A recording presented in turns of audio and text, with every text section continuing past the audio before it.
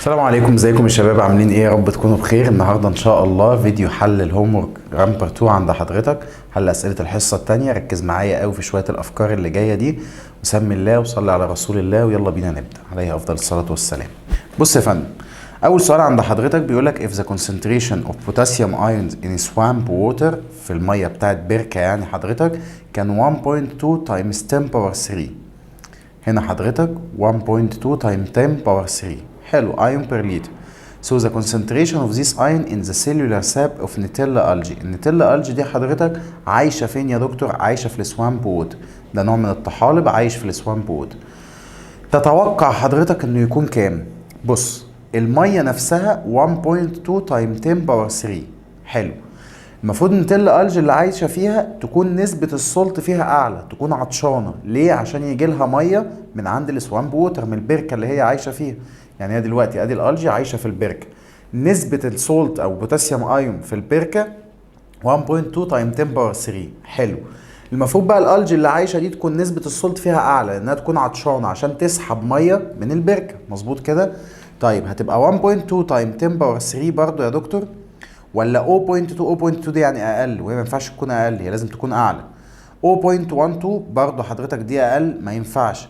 2.1 تايم 10 باور 3 دي حضرتك نسبه اعلى، ودي هي فاكيد مش هتبقى هي، لان لو هي يبقى ايكوليبريم مش هتسحب ووتر. فهنا حضرتك لازم تبقى ايه يا فندم؟ اعلى، عشان تعرف تابزورب ووتر من البركه اللي هي عايشه فيها. كويس؟ قال لي كويس جدا. طيب لان الميه بتروح للعطشان زي ما انت عارف. السؤال اللي بعده، What is the name given to membranes that allow certain material to pass through them؟ ايه الاسم حضرتك اللي بنديه للماتيريال اللي بتسمح لبعض الخامات، او للممبرين سوري، اللي بنديه للممبرين اللي بتسمح لبعض الخامات انها تعدي من خلالها؟ diffusion ولا osmosis ولا impermeable membrane ولا selectively membrane؟ بص حضرتك، انت بتتكلم على الممبرين، والممبرين ده حاجه من ثلاثه: يا permeable يا impermeable يا semi permeable. صح؟ السيمي بيرميبل ده بقول ان عنده خاصيه مهمه يا دكتور، اسمها ايه؟ السيمي بيرميبل اللي هنا ده عنده خاصيه اسمها سيلكتيف بيرميابيليتي. ماشي يا دكتور، عنده سيلكتيف بيرميابيليتي. يبقى ديفيوجن غلط واوزموزس غلط. امبيرميبل ده يعني ما بيعديش حاجه خالص، انت قلت لي بيسمح لشويه ان هم يعدوا، يبقى هقول حضرتك سيلكتيفلي ممبرين، اللي احنا بنسميه يا دكتور سيمي بيرميبل ممبرين، لان ده بيكون عنده ميزه الا وهي السلكتيف بيرميابيليتي. حلو. طيب السؤال اللي بعده بيقول لي ان باسيف ترانسبورت. باسيف ترانسبورت، هعمل ترانسبورتيشن باسيف يعني مش هستهلك انرجي. يبقى انت حضرتك بتتكلم على ايه يا فندم؟ بتكلم على الديفيوجن ولا اوزموزز؟ والله لو السولت اللي هيتحرك يبقى ديفيوجن، لو الووتر اللي هتتحرك يبقى اوزموزز. كده كده الاثنين باسيف، بس الباسيف ترانسبورت اقصد بيها الديفيوجن. الموليكيول هتتحرك من الاريا اوف نقط كونسنتريشن تو اريا اوف نقط كونسنتريشن. اقول لحضرتك الموليكيول هتتحرك من الهاي، من عند الغني، هتروح لللو الفقير. يبقى انا هختار حضرتك الاجابه اللي فيها هاي ولو.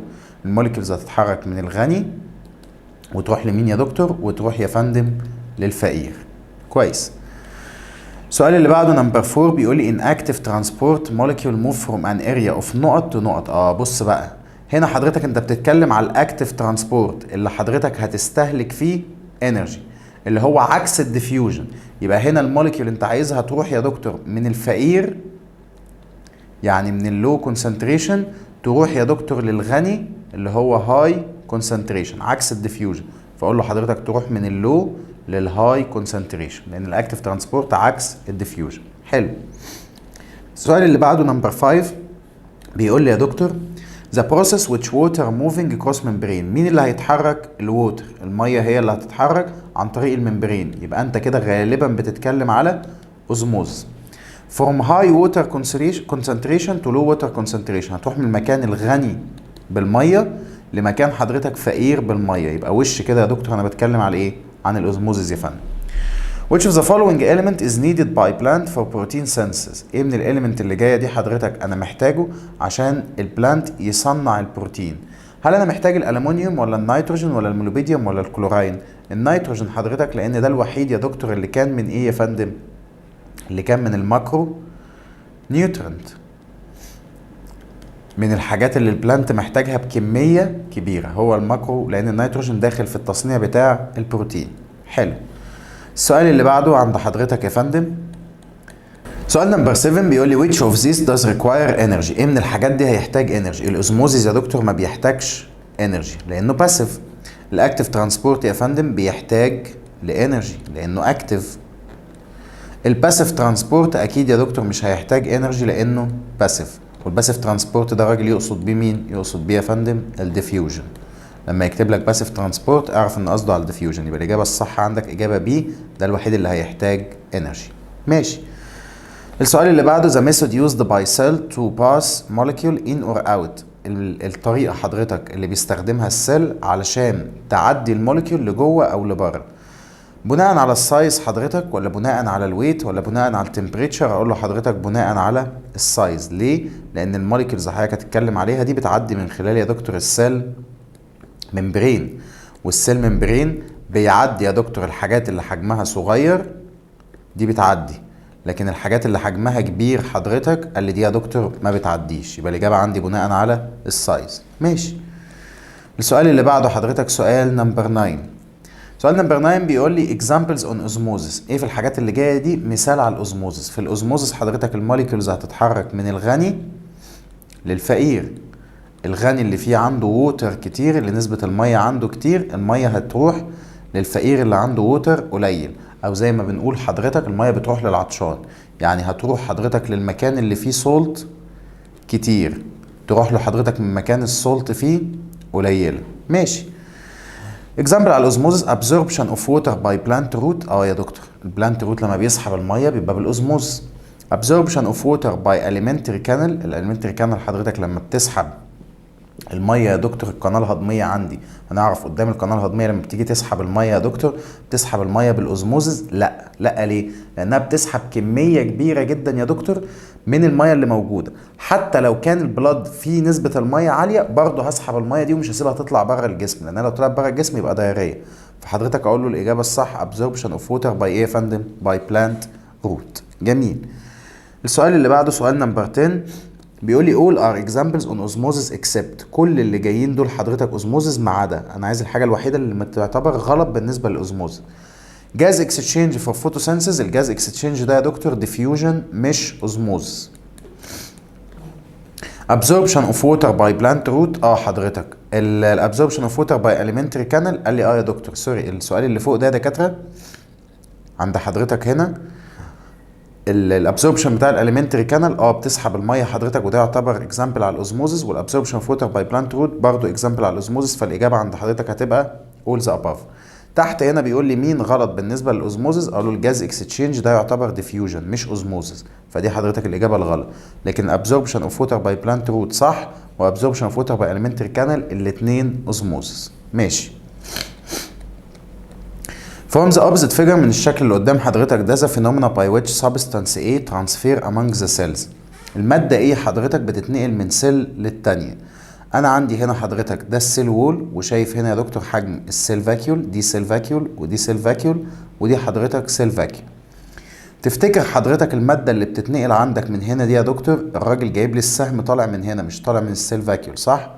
بتتنقل عند حضرتك السبستانس A اللي هي المادة ايه؟ هنسمي دي 1 ودي 2 ودي 3. 1 حضرتك بتدي ل2 وبتدي ل3 يا دكتور. واضح ان 2 و3 السيل فاكيول بتاعتهم كبيره، يعني الووتر عندهم كتير، يعني الناس دي مش عطشانه. 2 و3 دول مش عطشانين، يبقى اللي رايح لهم ده مش ووتر. امال اللي رايح لهم ده يا دكتور؟ اللي رايح لهم ده سولت، لان السولت هنا حضرتك نسبتها عاليه في رقم 1. السولت كتير بدليل ان السيل فاكيول الميه فيها قليله. يبقى الموليكيولز دي حضرتك راحه هي عباره عن سولت، راحه من الغني للفقير. يبقى انا هنا يا دكتور بتكلم عن ديفيوجن. حلو. السؤال اللي بعده ذا فلو اوف انك ان ووتر. انتشار الحبر في الميه حضرتك ده دليل على ايه؟ دليل على الديفيوجن يا دكتور عارفينها. photosynthesis product are not the plant needed in process of respiration. السؤال ده مهم قوي. الراجل بيقول لي الفوتوسينثيز البرودكت اللي بتطلع فيها اكتر ولا اقل ولا نفس كميه الاكل اللي البلانت محتاجها؟ اقول له حضرتك البلانت بيعمل في الفوتوسينثيز بيبروديوس فود اكتر بكتير من اللي هو محتاجه، والاكتر من اللي هو محتاجه ده حضرتك بيعمل له ستورج. عشان كده انا بروح اكل البلانت. اصل خلي بالك لو البلانت عمل فوتوسينثيز وعمل 5 جرام جلوكوز وكلهم، انا مش هاكل البلانت، لان لما اكله مش هلاقي فيه فايده بالنسبه لي. لكن هو محتاج 5 بيصنع 50 ويخزن 45. اخد انا ال 45 دول بقى يا دكتور استفيد بيهم. فاقول له الاكل اللي بيتعمل في عمليه الفوتوسينثيز اكتر بكتير من احتياج مين يا دكتور؟ من احتياج البلانت. اوكي. السؤال اللي بعده يا دكتور عند حضرتك سؤال نمبر 14 بيقول لي السوليد ماتيريال امبيرميبل فور ووتر اند سولت. بص بقى، انا هنا بتكلم عن ماده ايه يا دكتور؟ ماده سوليد، ماده صلبه. حلو. وما بتعديش الووتر والسولت. الليجنين حضرتك ماده سوليد، يا دكتور ماده سوليد وما بيعديش الووتر والسولت. السليلوز حضرتك ماده سوليد، يا دكتور ماده سوليد بس بيعدي الووتر والسولت. ليه؟ لان السليلوز ده بيتد. طيب الكيوتين حضرتك ماده سوليد، قال لي لا مش ماده سوليد، الكيوتين ده واكسي لاير. انا اقصد بماده سوليد انها ماده صلبه ناشفه وبرضه ما بيعديش السولت والووتر. يبقى انا عايز حاجه حضرتك تكون ماده سوليد زي الليجنين وما بتعديش الووتر ولا بتعدي السولت. هنا الكيوتين واكسي، مش دي الماده السوليد اللي انا بدور عليها، لا دي واكسي لاير. وهنا السليلوز بيتد لانه بيسمح انه يعدي الووتر ويعدي السولت. يبقى الاجابه عند حضرتك اجابه ايه. حلو. السؤال اللي بعده بيقول لي نقط واكس لاير امبيرميبل في الووتر. هنا بقى انت بتتكلم على الكيوتين. الكيوتين هو الواكس لاير اللي ما بيعديش الووتر ولا بيعدي السولت. خلي بالك ان الليجنين والكيوتين والسوبرين الثلاثه ما بيعدوش ولا ووتر ولا ايه يا دكتور ولا سولت. بس الليجنين ماده سوليد، الكيوتين حضرتك واكسي لاير، طبقه شمعيه. ماشي. سؤال نمبر 16 بيقول لي solid material impermeable for water and salt. ماده صلبه ماشي وبتعدي الووتر وبتعدي السولت. يبقى ده السليلوز اللي احنا اتكلمنا عليه فوق. الاوزموتيك بريشر حضرتك، والاوزموتيك بريشر ده احنا كنا متفقين انه ايه دكاتره؟ العطش. كلمه اوزموتيك بريشر يعني العطش. is proportional with solute concentration. اخبار الاوزموتيك بريشر ايه مع السولت؟ كل ما نسبه السولت تزيد كل ما العطش يزيد بالظبط. يبقى العلاقه بينهم دايركتلي بروبورشنال. لكن هو انفرس مع مين؟ مع الووتر. كل ما العطش يزيد ده معناه ان الووتر بتقل، ولو الميه زادت العطش يقل. جميل جدا يا دكتور. نروح للسؤال اللي بعده حضرتك سؤال نمبر 18. سؤال نمبر 18 بيقول لي the scent from a bunch of flower spread throughout a room. السنت حضرتك اللي هو الكيس او الرحيق اللي طالع من البانش فلاور انتشر في الغرفه. how does the scent spread؟ انتشر ازاي؟ بالديفيوجن. الرحيق حضرتك طلع من الورده او الريحه حضرتك طلعت من الورده وانتشرت في الاوضه كلها، بقت ريحه الاوضه كلها ورد. ازاي؟ بالديفيوجن. لان الورده فيها هاي كونسنتريشن اوف سنت وباقي الاوضه لو كونسنتريشن اوف سنت، فاتنقلت من المكان الغني للمكان الفقير واتنشرت في الاوضه اللي احنا قاعدين فيها. يبقى ده يا دكتور ديفيوجن. the root of plant takes up NO3 salt from the soil. الروت سحب ال NO3 او الملح بتاع ال NO3 ده يا دكتور من التربه. These mineral salt are used to make ايه؟ المينرال سولت ده استخدمه اللي فيه نيتروجين وفيه اكسجين. طالما فيه نيتروجين حضرتك يبقى انت واخده تعمل منه ايه؟ بروتين. ثابته كده حضرتك. البلانت بياخد النيتروجين عشان يعمل منه ايه يا فندم؟ بروتين. لان البروتين مش بيدخل في الفاتس ولا في الجلوكوز ولا في الستارش. الفات يا دكتور عند حضرتك فيها 3 إليمنت بس، كربون وهيدروجين واكسجين. الجلوكوز والستارش الاثنين كربوهيدرات، والكربوهيدرات فيها كربون وهيدروجين واكسجين فقط. البروتين فيها حضرتك كربون وهيدروجين واكسجين ومعاهم يا دكتور نيتروجين وساعات وسلفر. نيتروجين وسلفر. اوكي. فانا حضرتك واخد ال NO3 يعني واخد نيتروجين ليه؟ عشان اصنع منه بروتين. ماشي. higher plants absorb water and mineral from soil through ايه يا دكاتره؟ قال لي الهاير بلانت النباتات العاليه الكبيره دي بتسحب الووتر والسولت من السويل عن طريق الروت سيستم ولا السيل ممبرين ولا البلازما ممبرين؟ اقول له طبعا يا دكتور بتسحبها عن طريق الروت سيستم. المين فانكشن اوف روت هير ان بلانت.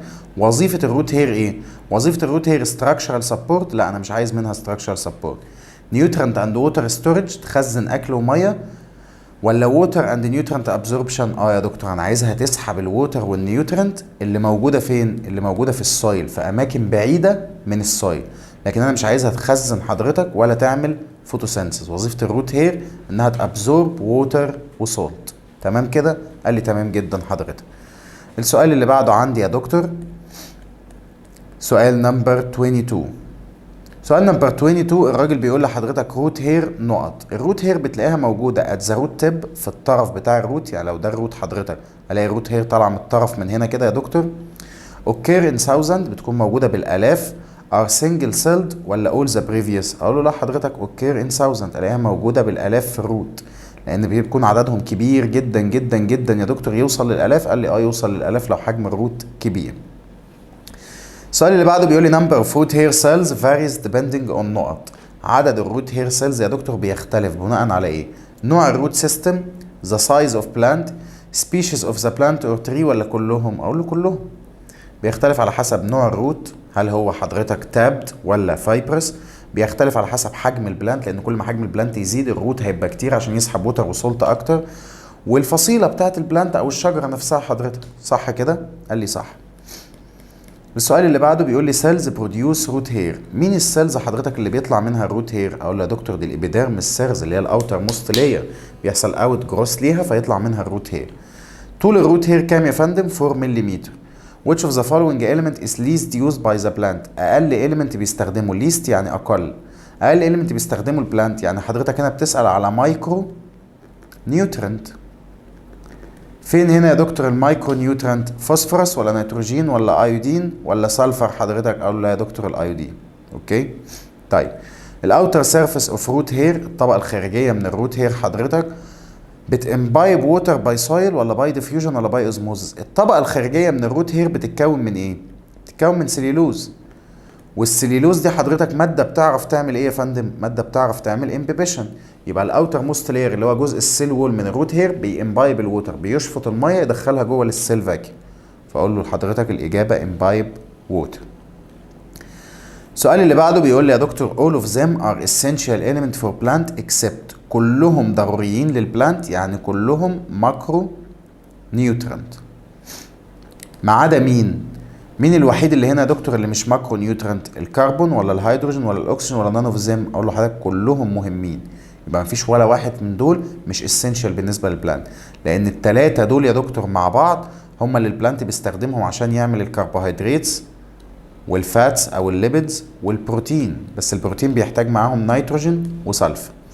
طيب all of them are example on micronutrient، كل دول حضرتك examples على الماكرو نيوترنت ما عدا مين؟ مين الوحيد هنا اللي مش من الماكرو نيوترنت؟ المنجنيز يا دكتور. النيتروجين ده ماكرو، البلانت محتاجه بكميه كبيره، والايرن بكميه كبيره. المنجنيز هو اللي مايكرو نيوترنت محتاجه بكميه قليله. حلو. نروح يا دكتور للسؤال اللي بعده، سؤال نمبر 30 عند حضرتك بيقول لي نقط نيوترنتس ذات بلانت نيدز ذم ان بيج كوانتيتي. مين النيوترنت اللي البلانت محتاجها بكميه كبيره؟ الماكرو نيوترنت. From the opposite figure which of the following cells need ATP molecule to transfer the molecule to it؟ عند حضرتك هنا المفروض ان في شكل، بس الشكل للاسف مش موجود، فاحنا مش هنجاوب على السؤال ده يا دكتور لان الصوره بتاعته مش موجوده. السؤال اللي بعده بيقول لي مغنيسيوم از ريكوايرد. خلي بالك يا دكتور المغنيسيوم ده من الماكرو ولا المايكرو؟ قال لي ده حضرتك المغنيسيوم من الماكرو، المنجنيز يا دكتور هو اللي من المايكرو. اوكي المغنيسيوم ده انت محتاجه لايه يا فندم؟ والله يا دكتور المغنيسيوم ده انا كنت بحتاجه في عمليه تصنيع الكلوروفيل. مكتوب عندي كده ان المغنيسيوم انا محتاجه في الكلوروفيل، اللي ده بيبقى موجود في النص وحواليه بقى باقي الموليكيول بتاع الكلوروفيل. فالعلماء بيقولوا المغنيسيوم ده وجوده في السنتر هو اللي بيدي الكلوروفيل القدره على انه يابزورب اللايت. اوكي سؤال نمبر 33 عند حضرتك بيقول لي مايكرو نيوترنت مينلي فانكشن از نقط. المايكرو نيوترنت عند حضرتك الفانكشن الاساسيه بتاعتها كوفاكتور للانزيم، كومبوننتس اوف امبورتنس بايوكيميكال، كونستيتيوتيف كلوروفيل. اقول له حضرتك هي بتشتغل ككوفاكتور للانزيم، عامل مساعد حضرتك للانزيم عشان يسرع البروسيس او يسرع الكيميكال رياكشن. اوكي طيب السؤال اللي بعده عند حضرتك يا دكتور سؤال نمبر 34 بيقول لي ايه بقى، وركز معايا في سؤال نمبر 34 ده. بيقول لي في الشكل اللي قدام حضرتك ده انت عندك هنا يا دكتور سوليوشن A وعندك هنا سوليوشن B، وبينهم هنا الراجل بيقول لك حاطط لك سيمي بيرميبل ممبرين. لو ركزت حضرتك هتلاقي كميه السولت او كميه السوليوت هنا في سوليوشن A عاليه، وكميه السولت في سوليوشن B حضرتك هلاقيها قليله يا دكتور. طيب الميه فيهم ايكوال هما الاثنين، بس هقول هنا بما ان السولت عالي تبقى الووتر قليله ككونسنتريشن كنسبه، وهنا حضرتك بما ان السولت قليل فهقول الميه ايه؟ عاليه. والراجل بيقول لي ده صوديوم كلورايد سوليوشن. حلو اللي هو ال NaCl. الصوديوم ايون هتتحرك منين لفين؟ تقول لي يا دكتور منطقي ان الصوديوم هيتحرك من الغني للفقير، يعني السولت او الصوديوم هيتحرك من A ل B. بايه يا فندم؟ قال لي بالديفيوجن.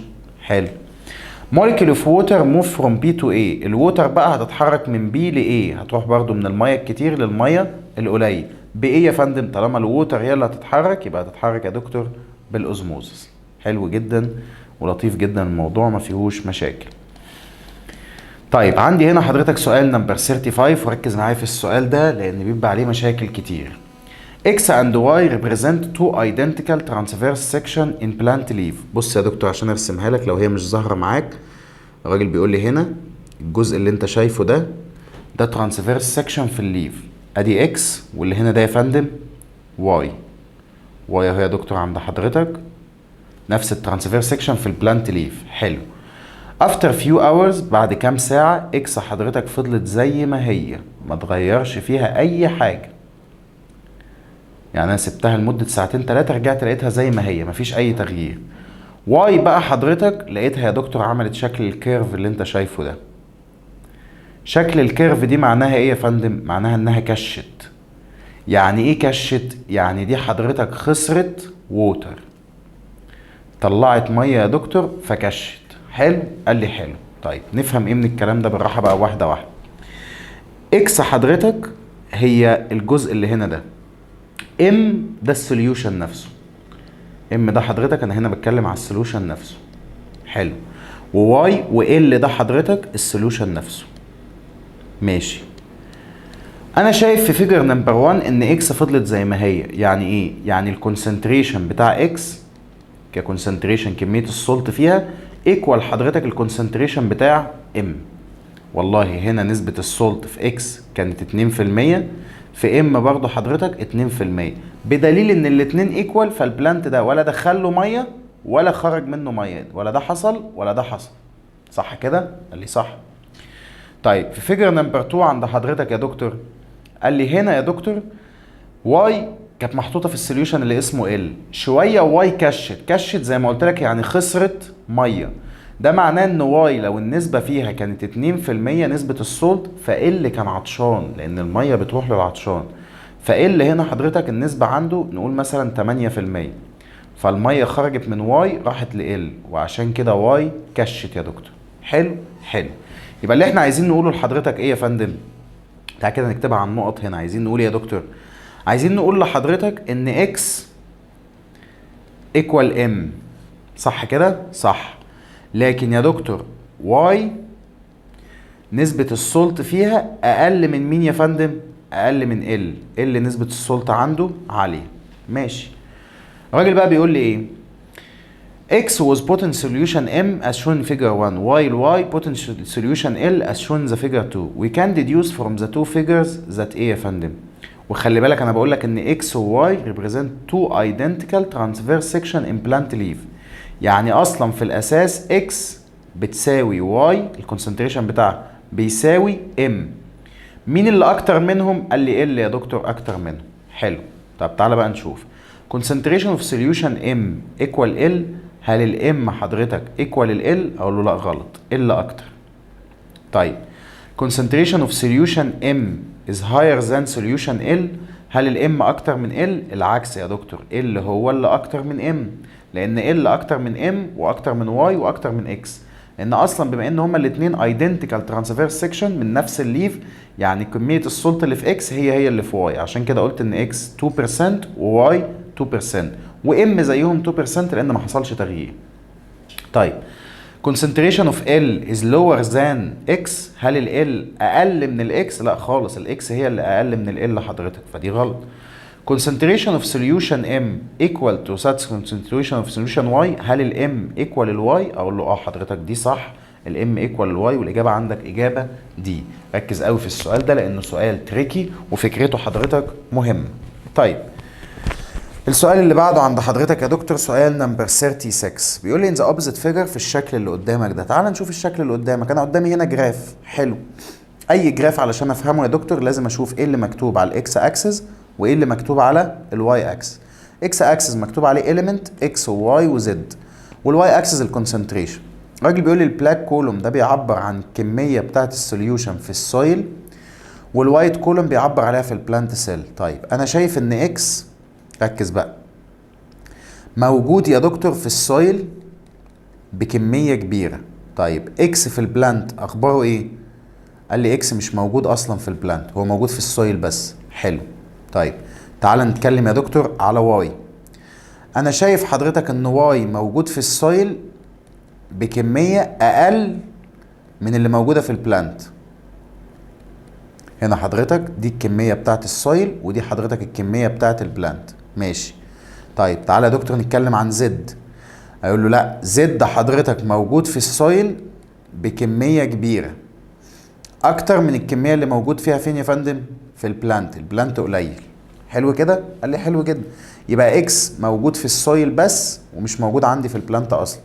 واي موجود في السويل قليل وفي البلانت كتير. زد في السويل كتير وفي البلانت قليل. طيب element x is not absorbed. ليه حضرتك السيل ما سحبتش element x ده يا دكتور؟ هل عشان حجمه كبير؟ لو حجمه كبير حضرتك هفتح له البروتين جيتس وادخله، لان احنا قلنا بالاكتف ترانسبورت اقدر ادخل اللي انا عايزه، حتى لو حجمه كبير افتح له البروتين جيت ما عنديش مشكله. فدي غلط. انا اللي خلاني ما اسحبوش مش ان حجمه كبير، اللي خلاني ما اسحبوش ان البلانت ايه؟ مش محتاجه، لان البلانت بيسحب السولت على حسب النيد بتاعته، على حسب الاحتياج بتاعه. its concentration is very high in soil. ان هو كتير قوي في السويل. طب ما انه كتير قوي في السويل يعني السويل الغنيه وانا فقير ما عنديش منه اصلا، فالاولى ان انا اسحبه. انا ما سحبتوش عشان مش محتاجه. the plant doesn't need it. بالظبط كده يا دكتور، البلانت مش محتاجه. this element من المايكرو نيوترنت. لو من المايكرو نيوترنت كنت هتسحبه بس بكميه ايه؟ قليله. اوكي. طيب سؤال رقم 2 بيقول لي the plant depend in the absorption of element Z. element Z ده كتير في السويل، يعني السويل غني والبلانت فقير، فالبلانت لما يسحب هو بياخد من الغني للفقير، يبقى ده ديفيوجن. طب البلانت بيعتمد في الابزوربشن بتاعه واي حضرتك في السويل فقير، غني الفقير ولا من الفقير للغني؟ سؤال نمبر 4 بيقول لي if you know that in case of absence of element Y. لو element Y ده حضرتك مش موجود الفوتوسينثيس بروسيس مش هتحصل. يبقى الفوتوسينثيس بروسيس حضرتك معتمد على element Y. يعني element Y ده حضرتك من الماكرو نيوترنت، الحاجات اللي انا محتاجها بكميه كبيره جدا يا دكتور. It's possible that element Y ايه؟ تتوقع ان element Y ده ممكن يبقى ايه؟ الايرن ولا السلفر ولا النيتروجين ولا الكالسيوم؟ اقول له الايرن، لان الايرن ده حضرتك بيساعد في تصنيع كو انزيمز. الكو انزيمز دي هي اللي بتتمم عمليه الفوتوسينثيس. فلو يا دكتور مفيش عند حضرتك ايرن مش هيبقى فيه كو انزيمز، فمش هيحصل فوتوسينثيس. فالاجابه عندك اتوقع ان واي ده الايرن، لان السلفر والنيتروجين والكالسيوم مش مهمين في عمليه الفوتوسينثيس بالقدر بتاع الايرن. حلو. طيب بعد كده يا دكتور عندي اخر سؤال معايا، سؤال نمبر 37 بيقول لي in the opposite figure. في الشكل اللي قدامك ده، الشكل اللي قدامي ده جايب لي سوليوشن 1 عند حضرتك هنا وبيقول لي الكونسنتريشن 8%، وهنا سوليوشن 2 الكونسنتريشن 6%. يعني هنا حضرتك نسبة السولت اعلى وهنا حضرتك نسبة السولت اقل. يبقى هنا يا دكتور الووتر قليلة وهنا يا دكتور الووتر كتير. حلو. الراجل بيقول لي عندك اكس وواي وزد. اكس ليها الشكل اللي هنا ده، خلينا يا دكتور كده نقرب عليها. اوكي خلينا هنا يا فندم. ماشي. لو جينا هنا يا دكتور اكس ليها الشكل ده وواي ليها الشكل الصغير وزد ليها الشكل المستطيل ده. الراجل بيقول لي ذا موليكيول نقط كان ترانسفير فروم. طيب انا شايف حضرتك من اكس دي حضرتك اللي هي السولت كونسنتريشن عند حضرتك اللي هو كتير اللي هو واي، انا شايف ان واي هنا كتير جدا. صح؟ صح. لو جينا نعد زد اللي هو المربعات ادي 1 2 3 4 5 6 7 8. طب وهنا 1 2 3 4 5 6 7 8. ايه ده؟ يعني زد هنا ايكوال زد هنا، لكن واي اللي هي الكور الصغيره هنا عاليه جدا وواي هنا حضرتك قليله جدا. طب اكس، اقول له لا حضرتك بص كده يا دكتور، اكس هنا كتير 1 2 3 4 واكس هنا حضرتك قليله. فاقول له حضرتك اللي هيتحرك، هل مين هيتحرك منين؟ اقول له بص لو انا هتكلم بالديفيوجن حضرتك الاكس تتحرك منين لفين؟ من 2 ل 1. طيب الواي تتحرك منين لفين؟ قال لي الواي تتحرك من 1 ل 2. طب زد يا دكتور؟ قال لي زد هتفضل زي ما هي. ليه؟ لان زد في الاتنين ايكوال، ولا هتروح من اليمين للشمال ولا من 2 ل1 ولا من 1 ل2. فاقول له حضرتك واي، اول واحده دي طبعا اكس وزد غلط، واي هتتحرك من 1 و 2. بص واي هنا اتحركت من 1 راحت ل 2، يبقى دي صح، اجابه بي دي صح. طيب اكس وزد ولا اكس وواي؟ احنا قلنا زد مش هتتحرك ولا من اليمين للشمال ولا من الشمال لليمين، يبقى الاجابه الوحيده اللي صح حضرتك اجابه بي. عدهم وانت تعرف يا دكتور مين غني ومين فقير. سؤال نمبر 2 بيقول لي after 24 hours the نقط solution will have concentration كام؟ بعد 24 ساعة. بعد يا دكتور 24 ساعة مين السوليوشن؟ انهي سوليوشن فيهم؟ الفيرست ولا السكند؟ هيكون الكونسنتريشن بتاعه ايه؟ هل الفيرست عند حضرتك اول سوليوشن اللي هو رقم 1 هيبقى 9%؟ لا يا دكتور. ليه؟ لان هو اصلا غني. 1 ده دلوقتي 8%، هو اصلا غني، و2 حضرتك فقير. فالمفروض حضرتك ان الغني يقل والفقير يزيد. يعني حضرتك لو هتقول لي الفيرست تقول لي الفيرست يقل عن 8 مش يبقى 9، هو كده زاد. طب السكند يا دكتور ممكن يزيد ويبقى 8؟ ممكن يزيد حضرتك ويبقى 8 عشان يبقى ايكوال للتاني. طب هل الفيرست ممكن يقل عن ال8 ويبقى 7؟ لا. طب هل السكند ممكن يقل عن ال6؟ لا. المفروض ان الموليكيول تتحرك من الغني للفقير، فالغني يقل، الفيرست ده المفروض حضرتك انه يقل، والفقير حضرتك ايه يا فندم؟ يزيد. تقول لي يا دكتور طب ما هو هنا الفيرست ده حضرتك في نمبر 7 زاد، الفيرست سوري قل، الفيرست عند حضرتك كان 8 بقى 7، هل بقى السكند هيبقى 8؟ اقول لك السكند يبقى 8، يعني هنا الفرق بينهم 2%، فاللي يروح هنا حضرتك 1%، 1%، فعشان يبقوا ايكوال دي تبقى 7 ودي يا دكتور تبقى 7 عشان اوصل للايكواليبريم. فالاجابه دي غلط، الاجابه الصح حضرتك ان الفيرست يبقى ايه يا فندم؟ 7، والسكند برضه هيبقى 7 عشان الاثنين يبقوا ايكوال، لان انت بتتكلم في 24 ساعه. اكيد في خلال ال 24 ساعه دي الديفيوجن هيكون خلص او الاوزموزس حضرتك هيكون خلص، والاثنين بقوا ايكوال، وصلت لمرحله من الايكواليبريم ان الاثنين بقوا 7%. سوليوشن 1 بدل 8 قل بقى 7، وسوليوشن 2 بدل 6 زاد بقى 7. لغايه هنا دكاتره يبقى خلصت معانا الاسئله بتاعه هوم ورك 2. نشوفكم على خير ان شاء الله في هوم ورك 3. ولو لسه ما شفتش فيديو الشرح روح شوفه واتفرج عليه لانه مهم جدا وفي شويه افكار محترمه ومقفل لك الدرس. اشوفك على خير. كان معاكم دكتور علاء فضالي. سلام.